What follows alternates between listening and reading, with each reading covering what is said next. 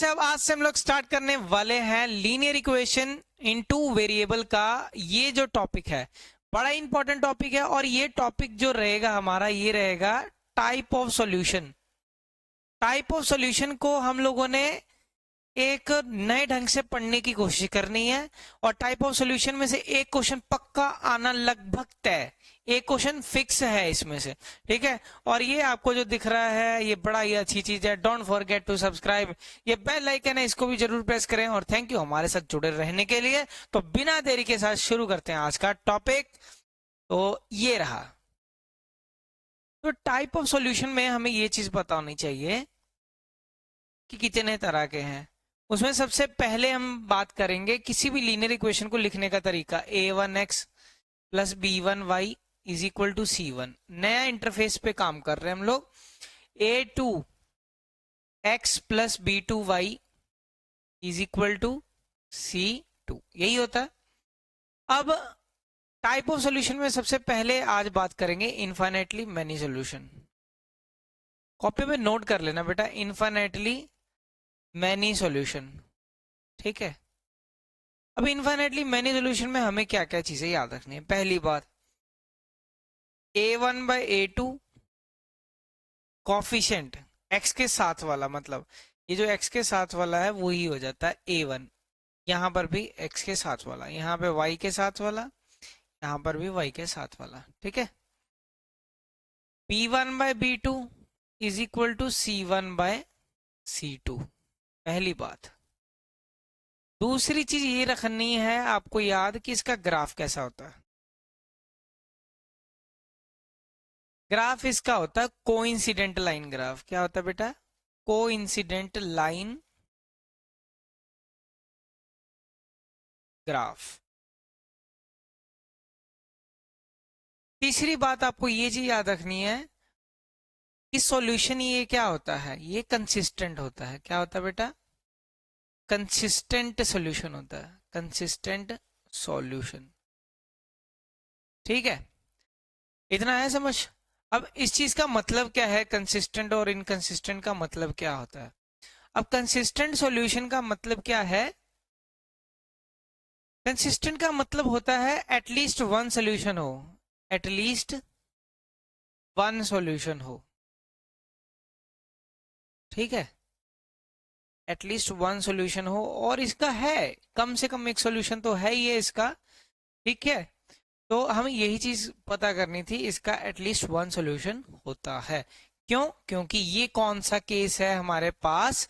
ये हमारे पास केस है इनफाइनेटली मैनी सॉल्यूशन का। टाइप ऑफ सॉल्यूशन में कौन सा केस है बेटा? हाँ, अगर मैं इसका लेजर का पेन उठाऊं, ये वाला दिखा आपको, इनफाइनेटली मैनी सॉल्यूशन का हमारा केस है इस वजह से। कोई डाउट? यहां तक कोई प्रॉब्लम तो नहीं है किसी को? आया समझ? तो ये चीज हम लोगों ने पहले सीखा, इनफिनिटली मैनी सॉल्यूशन। अगला देखोगे, नेक्स्ट स्लाइड पे चलते हैं। अगर हमारे पास, ठीक है, अब हमारे पास अगर ऐसा हो कि यूनिक सॉल्यूशन में क्या होता है, यूनिक सॉल्यूशन, तो आप जी एक चीज याद रखोगे, यूनिक सॉल्यूशन में क्या होता है, a1 by a2 is equal to b1 by, is not equal to b1 by b2। इसमें पहला ही नहीं इक्वल होता, बस इतना ही आपको याद रखना, पहले ही चीज ही इक्वल नहीं होती। दूसरी बात, इसका जो ग्राफ होता है, ग्राफ इसका क्या होता है, इंटरसेक्टिंग ग्राफ होता है। ग्राफ क्या होता है? इंटरसेक्टिंग लाइन ग्राफ होता है, इंटरसेक्टिंग लाइन ग्राफ, ठीक है। दूसरी चीज हो गई। तीसरी बात आपको ये चीज याद रखनी है, इसका एक और जो चीज पूछा जाता है कि कंसिस्टेंट, ये भी क्या होता है, कंसिस्टेंट होता है बेटा। क्या होता है? कंसिस्टेंट होता है।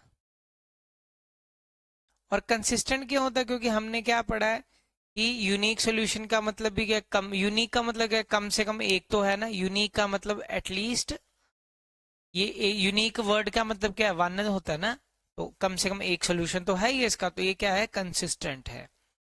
समझ आया सभी को? ठीक है। अब तीसरे नंबर पे देखो, नेक्स्ट। तो इसके बीच में एक स्लाइड हम लोग ऐड कर लेते हैं। ये वाली, हाँ। तो तीसरी है आपके पास नो सॉल्यूशन। तीसरा क्या है हमारे पास, नो सॉल्यूशन। अगर आपको पता हो कि नो सॉल्यूशन में क्या करते हैं, इसका जो, इसमें क्या चीज होता है, a1/a2 b1/b2 के तो इक्वल होता है, पर c1/c2 के इक्वल नहीं होता। इस केस में c1/c2 के इक्वल नहीं होता। सेकंड बात जो हमें याद रखनी है कि ये जो होता है, ये क्या होता है, इसका पैरेलल लाइन होता है ग्राफ। इसका क्या होता है ग्राफ, पैरेलल लाइन। मतलब इसका जो ग्राफ चलेगा वो ऐसे, एक ग्राफ, एक लाइन ऐसे होगा, एक लाइन ऐसे होगा।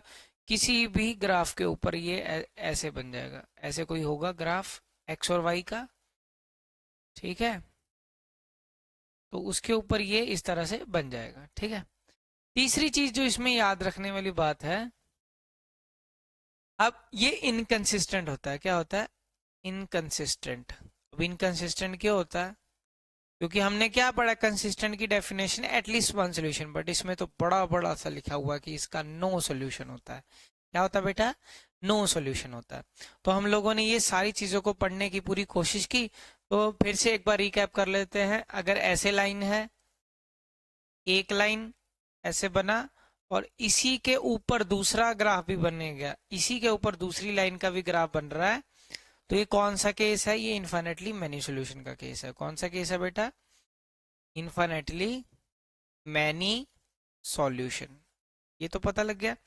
दूसरा है हमारे पास, अगर पैरेलल लाइन है अगर ये लाइन इस तरह से है और दोनों के ग्राफ ऐसे पैरेलल चल रहे हैं, तो पैरेलल लाइन किसका ग्राफ होता है, नो सॉल्यूशन का ग्राफ होता है। किसका ग्राफ होता है, नो सॉल्यूशन का। अब रहेगा हमारे पास तीसरा। तो तीसरे का जो ग्राफ है, तीसरे का क्या होगा, अभी हम लोगों ने पढ़ा है। तो तीसरा है इस तरह से इंटरसेक्टिंग लाइन ग्राफ। क्या होता है, ये इंटरसेक्ट करता है।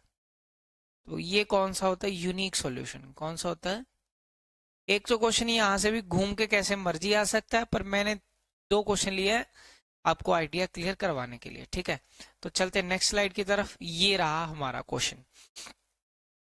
इनफाइनेटली मैनी सॉल्यूशन आपको गिवन है और हमें फाइंड करना है, find the value of k.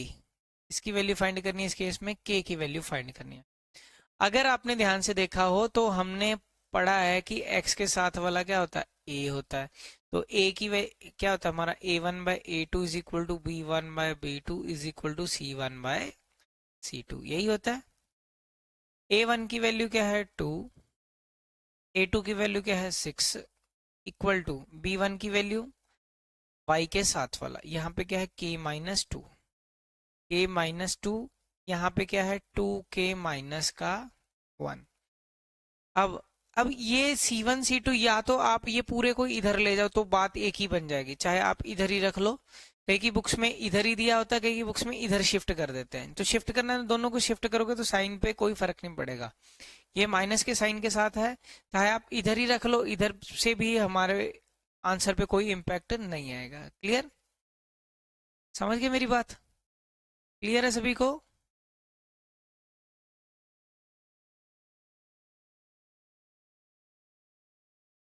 ठीक है, तो आगे देखते हैं हम लोग। तो ये जो C1 है, C1 चाहे आप इस फॉर्म में भी ले सकते हो। तो अगर इस फॉर्म में लोगे तो माइनस का के इधर ही रखना है। अगर आप इधर नहीं शिफ्ट करना चाहते तो भी काम आपका चल जाएगा। क्लियर है, तो इसको हम लोग क्या, माइनस का के इधर माइनस का 2k+5, ठीक है। अब माइनस के साइन के साथ माइनस का साइन क्या हो गया, कैंसिल हो गया। ठीक है, समझ गए मेरी बात। तो देखते हैं हम लोग आगे किस तरह से इसको अप्रोच करना क्वेश्चन को। तो सबसे पहले हम लोग क्या करेंगे, पहले दो को उठा लेते हैं, ठीक है। पहले दो को उठाया तो हमारे पास क्या है, 2/6 is equal to k-2, 2k-1। अब ये कटिंग करके हमारे पास क्या आ गया, 1/3 आ गया, 1/3 आ गया ना। अब इसी को आगे सॉल्व कर लेंगे हम लोग, ठीक है। तो ये क्या हो जाएगा बेटे, आपके पास ये 1/3 है, 1/3 इज इक्वल टू क्या है आपके पास, k-2 अपॉन 2k-1। अब हम क्या करते हैं, क्रॉस मल्टीप्लाई। जब आप क्रॉस मल्टीप्लाई करोगे 3 × k-2 इक्वल टू 2 × k-1, क्योंकि ये 1 से मल्टीप्लाई होगा तो 1 से मल्टीप्लाई होगा, तो चीज तो हमेशा सेम ही आती है। तो 3 × k 3k माइनस का 2 इक्वल टू 3 × 2, ये क्या हो जाएगा, यहाँ पे 6 हो जाएगा। यहाँ पे क्या होगा बेटा, 6 हो जाएगा हमारे पास। ठीक है, तो यहाँ पे आ गया हमारे पास 6, 3 × 2 = 6, 2k-1। अब ये जो चीज है इधर वाली, ये चीज हो जाएगी इधर शिफ्ट, 3k-2k। ठीक है,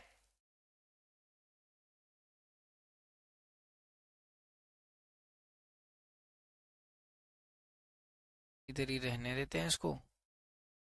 अब ऐसा करते हैं, इसको और उठाते हैं ऊपर। ठीक है, तो ये क्या हो गया हमारे पास, 3 × k-2k। अब ये -1 ये इधर आ जाएगा, तो -1 प्लस का 6 क्या हो जाएगा, 5। तो k की वैल्यू क्या आ गई, 5। k की वैल्यू क्या आ गई, 5, जब मैंने इन दोनों को रखा। क्लियर है, तो अब हम लोग क्या करते हैं, अब इस चीज को फिर से करते हैं, बट अब किन को लेंगे, ये वाले नंबर्स को। ठीक है, किस चीज को लेना है हमने, यहां से यहाँ पे हम लोग कर लेते हैं इसको, कॉपी का ऑप्शन कहाँ है, कॉपी, और यहाँ पे पेस्ट हुआ, Ctrl+V नहीं हुआ, चलो कोई बात नहीं। ये अब हमने किसको अरेंज करना है, इस चीज को, ये वाली। ठीक है, अब ये चीज को उठाएंगे हम लोग। क्लियर, तो इसको k-2 upon 2k-1 is equal to k × 2k+, यही हुआ। ठीक है, इतना तो आ ही गया होगा आप सभी को समझ।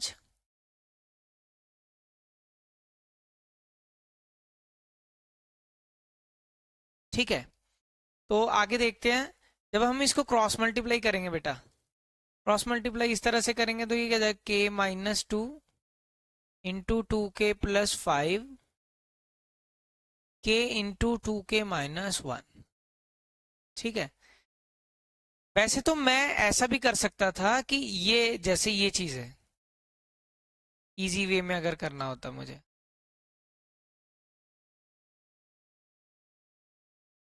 तो मैं ये दो भी उठा सकता था, ये दो, इसको और इसको। मैंने ये इसलिए लिया ताकि थोड़ा सा डिफिकल्ट करवा के आपको समझा सकूं मैं ये चीज, क्योंकि यहाँ से दो आंसर मिलेंगे और दो आंसर से हमारा आइडिया और क्लियर हो जाएगा। ठीक है, क्लियर,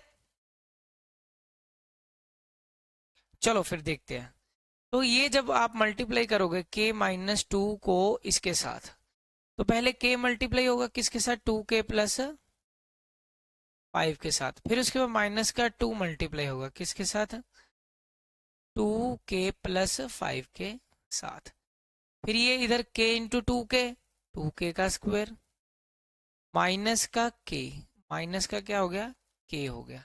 क्लियर बेटा, जब ये मल्टीप्लाई होगा k इंटू 2k, ये क्या हो जाएगा, 2k का स्क्वायर हो जाएगा, प्लस k इंटू 5, तो 5 का k हो गया साथ में। ठीक है, माइनस 2 × 2 माइनस का 4k, माइनस प्लस माइनस 2 × 5 10 हो गया आपके पास, 2k² माइनस का k। अब ये जो आपके पास 2k² इधर और 2k² इधर, ये कैंसिल हो गया, 5k में से 4k माइनस हो गया तो k बच गया, तो k-10, इधर क्या आपके पास माइनस का k, तो ये k ये माइनस का था, इधर आके क्या हो गया, प्लस का k हो गया, इज इक्वल टू 10, तो 2k इज इक्वल टू 10, तो k की वैल्यू क्या आ गई, 5। तो दोनों केस में हमारे पास वैल्यू सेम आई, ठीक है। के की वैल्यू जब इसमें पुट करेंगे तो हमारे पास जो रेशो आएगा तो सभी का ये 1/3 आएगा। तो इसकी वजह से ये जो क्वेश्चन का आंसर के की वैल्यू क्या हो गई, अगर आप ध्यान से देखो,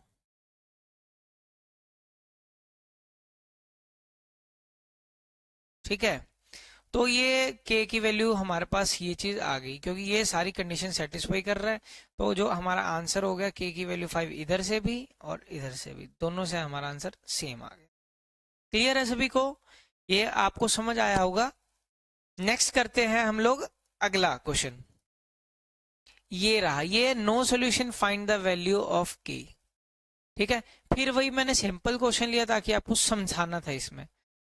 एक्स के साथ वाला a1, तो k अब सीधा लिख लेंगे, k/12 is equal to 3/k equal to is not equal to 3/6, क्योंकि ये होता है a1/a2 is equal to b1/b2 not equal to c1/c2। यही होता है a1/a2 is equal to b1/b2 is not equal to c1/c2।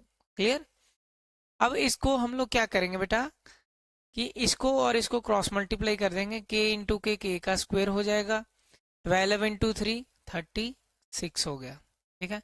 k का square, square है तो यहाँ पे क्या होगा, अगर स्क्वायर है तो यहाँ पे क्या आ जाएगा बेटा, रूट हो जाएगा। ये रूट ऑफ 36 क्या हो जाएगा, रूट ऑफ 36 हो जाएगा, ठीक है।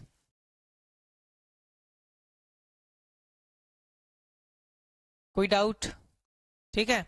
और ये अपने साथ सुख और दुख दोनों लेके आता है। मतलब के की वैल्यू ए क्या होगी, √36 का आंसर क्या होगा, एक प्लस में 6 एक माइनस में 6। अब इसमें से कोई एक सही है कोई एक नहीं सही है। अब कैसे नहीं सही है चेक करते हैं हम लोग। अगर के की वैल्यू, अगर हम दो ये वाले लें, ठीक है, अगर आप ध्यान से देखोगे, अगर हम ये दो चीजें लें, मान लो इसको और इसको, ठीक है, अगर इन दोनों को लेंगे तो क्या होगा, तो इन चीजों को करने से, जैसे कि इस क्वेश्चन में हमारे पास तो 3k और ये क्या है 3/6 है, यही है। अगर मैं k की वैल्यू, k की जगह पे पहले मैं 6 पुट करके देखूं, प्लस का 6, तो ये क्या आ रहा, नहीं आ रहा ना, ये प्लस का 6 पुट करने पे तो इक्वल, ये जो साइन है एक्चुअल में हमारे पास ये वाला साइन है, यही वाला साइन है ना, ठीक है। एक्चुअल में हमारे पास ये वाला साइन है, हाँ, इसको चेंज करते हैं। एक्चुअल में हमारे पास साइन कौन सा था,